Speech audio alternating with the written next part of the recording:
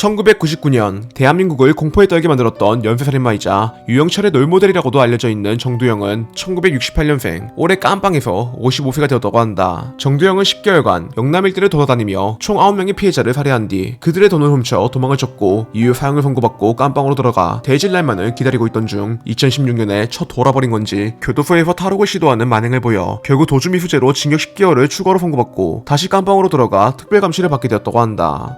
정두영은 어린 시절에 어머니로부터 버림을 받아 매우 불우한 유년기를 보냈었다고 한다. 과거 정두영은 부산에서 3남 1녀 중 막내로 태어나 2살이 되던 해에 아버지가 암에 걸려 회상을 떠나 홀어머니의 밑에서 매우 가난한 유년기를 보내게 되었는데, 그러다 어느 날 그의 어머니가 홀로 자식들을 키우기가 힘들어 새로운 사람을 만나 결혼을 하기 위해 아이들을 삼촌 집에 맡기며 집을 떠나가게 되자 이때 삼촌 또한 4명이나 되는 아이들을 감당하지 못해 정두영과 형제들을 바로 고아원으로 보냈었다고 한다.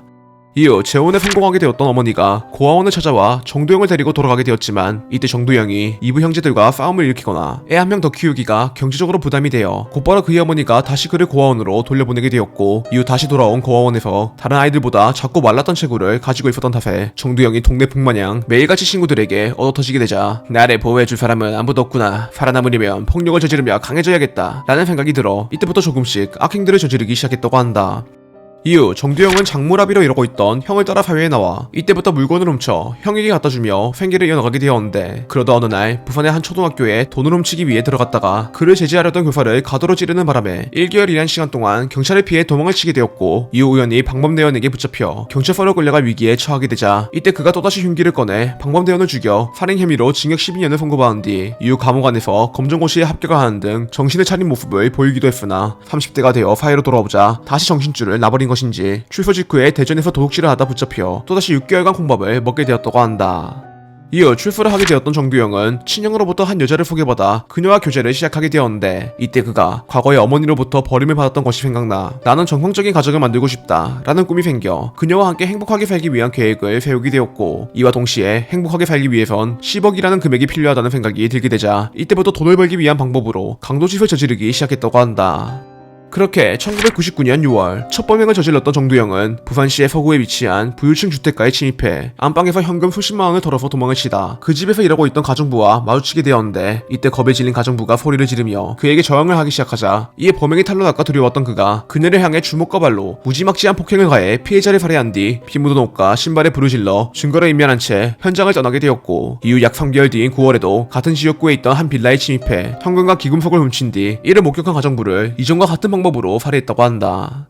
이후 경찰이 두 사건의 범인이 같은 놈이라는 판단을 하며 한동안 부산에서 경찰들이 돌아다니기 시작하자 이에 위기를 느낀 정두영이 활동 무대를 울산으로 옮겨 이번에 울산 남구에 위치해 있던 고급 주택에 침입해 50대 여성에게 위협을 가해 금품을 털려고 시도했지만 이때 어머니의 비명소리를 듣고 뛰어왔던 건장한 피해자의 아들이 정두영을 젖두드려 팬 뒤 그를 제압하게 되자 정두영이 도망을 치려고 꿈틀거리던 와중 신발장에 있던 망치를 발견해 이걸로 두 모자를 찰목하게 살해한 뒤 돈을 챙겨서 곧장 부산으로 다시 도망을 쳤었다고 한다.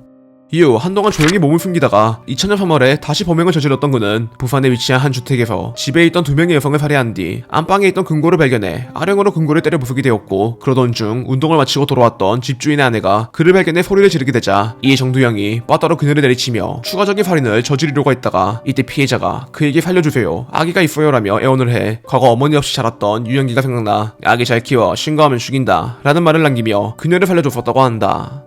당시 정두영은 범행을 저지르며 자신의 흔적을 지우기 위해 다음과 같은 행동을 벌였었는데, 그는 피해자들을 살해한 뒤 돈을 챙기고 나면 경찰 수사에 혼동을 주기 위해 신발장 안에 있던 운동화를 신고 집안 곳곳을 돌아다니며 가짜 족적을 남기는 여유를 보였었고, 한 번은 경찰에서 전과가 있던 그를 용의자로 의심해 그의 행적을 파악하기 위해 전화로 연락을 하자 거겨 만졌고 사는데 너무 그러지 마십시오 라며 뻔뻔하게 모른다는 답을 남기기도 했었다고 한다. 그렇게 10개월이란 짧은 기간 동안 총 9명에 달하는 피해자를 살해했던 그는 이번에 영남 지역을 벗어나 충남 천안으로 거처를 옮겨 중소기업을 운영하고 있던 김모 씨의 집에 쳐들어가 그의 아내를 위협해 현금 300만 원을 챙기게 되었지만, 이때 정두영이 돈이 적다고 생각했는지 그녀를 겁주며 남편에게 1000만 원을 들고 오게 하라는 협박을 해 이런 뜬금없는 아내의 부탁에 의심을 했던 김모 씨가 곧장 경찰에 신고를 하며 그의 집으로 출동했던 경찰이 정두영과 추격전을 벌인 끝에 결국 그를 체포하는 데 성공해 그렇게 그의 범행이 10개월 만에 끝이 나게 되었다고 한다. 참고로 체포 직후에 그는 원래 천안에서 벌었던 인질극에 대해서만 조사를 받고 있었지만 당시 입고 있었던 옷과 얼굴 등이 영남권에서 일어났던 강도살인 사건의 용의자와 똑 닮아 있었기 때문에 경찰이 그가 부산 사건의 용의자라는 사실을 금방 알아차렸었다고 한다. 결국 2001년에 재판장에 오르게 되었던 그는 1, 2심에서 모두 사형을 선고받아 바로 깜빵으로 끌려가 콩밥을 처먹게 되었는데, 이후 정두영이 깜빵에서 15년간 조용히 처박혀 있던 와중 어느 날 썩은 콩밥을 처먹고 미쳐버린 건지 추력을 나갈 때마다 훔쳤던 전선과 파이프를 이용해 사다리를 만들어 탈옥을 시도한 결과 이때 3개의 담벼락 중 2개의 담벼락을 넘는데 성공해 진짜로 탈옥에 성공하나 싶었지만, 마지막 3번째 담벼락에서 사다리가 도와주기 싫었던 건지 개 박살이나 곧바로 교도관들에게 붙잡혀 도주미수죄로 징역 10개월을 추가로 선고받게 되었다고 한다.